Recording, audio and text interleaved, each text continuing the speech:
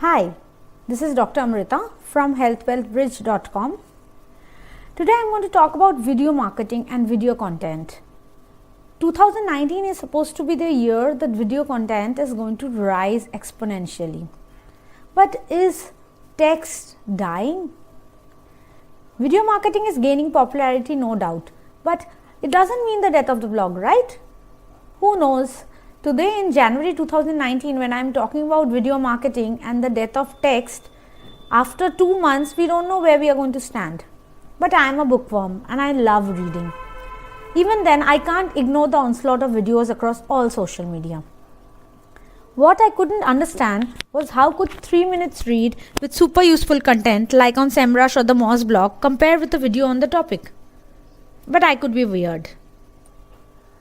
I decided to dive into research mode to see whether video content was more useful, got more reader engagement and helped me and my reader more. Seeing the hoopla around video, you would think the answer to this is a no-brainer, right? Wait up, I have some news. Video marketing, is it rising? According to HubSpot, by 2019, 80% of internet traffic will be video. Now, whether it's January 2019 or the end of 2019, we have yet to see. But why is video content rising?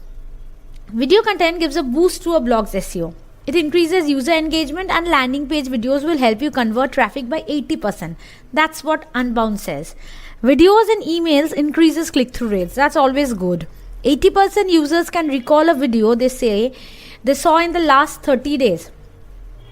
96% of buyers find videos helpful while making purchase decisions. This is data by Animoto, and this is always good if you are an e-commerce site or even have something to sell on your blog. Twitter says video with tweets get the most retweets. Video traffic will be 82% of all iPut traffic, both business and consumers, by 2022. And according to eMarketer, 78.4% of digital videos are accessed by mobile. Now, all these data sounds great, but what is important to understand is video is not the only traffic generator. Video is an important traffic generator, but it is not the only traffic generator. So, how will it exactly help you? If you are a text-only blog, how is video going to help you? Do this data reflect your audience? That is the first thing you have to know. Whether your audience likes video, whether do they have the bandwidth. Have you seen your videos getting more traffic than your blog posts? That's important point. What about the blog posts with video contents? Are they helping you earn more consistent revenue? What is the return on investment and time? This is where you need to get your stats in hand before buying expensive video equipment and just pumping out videos. If there's one question you must ask, it is about return on investment and time. Is it all worth it? Where does video actually work? That's what you need to know first. Video helps us reach a new audience who can't read due to any reason. A video is better to connect. For some people at least. That's what brands think. Many high-profile brands turn to full-time video content and reduce the editorial workforce. That's good and bad. If not text-heavy, just listening to videos while doing housework can help you learn. It's easier to understand how to use a sewing machine, tech stuff or crocheting seeing a video than text. Math, science, languages, teaching, anything needs a visual element.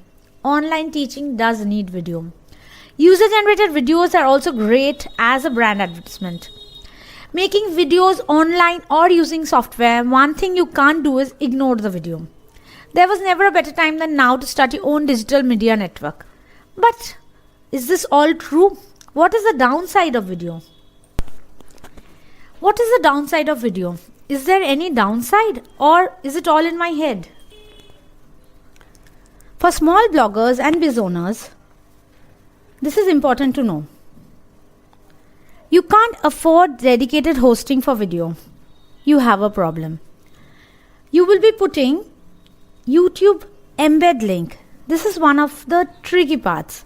The readers might decide to click through to the YouTube or look at the video on your blog. Clicking through to the YouTube means there's an external link on the home page and your readers are leaving your website. That's tricky from an SEO point of view as well as engagement. If they are watching the video on your blog, that's great for user engagement and gets you good on-page timing. But if they are leaving the web page and going to YouTube to watch the video due to any reason, then that's a problem for you. It's a critical balance. If you're not making videos, you are missing a leg up. But if you are making videos and putting YouTube links on the home page, you are diverting traffic from your website. There is the tricky part. Should you embed the YouTube video, pay for hosting, or should you skip the video bandwagon altogether? I think that would be a mistake, that is skipping the video. If you follow what Google does, you will see there are video carousel features on the first page of search results, many times above the text links. So that's important to get traffic back to your website.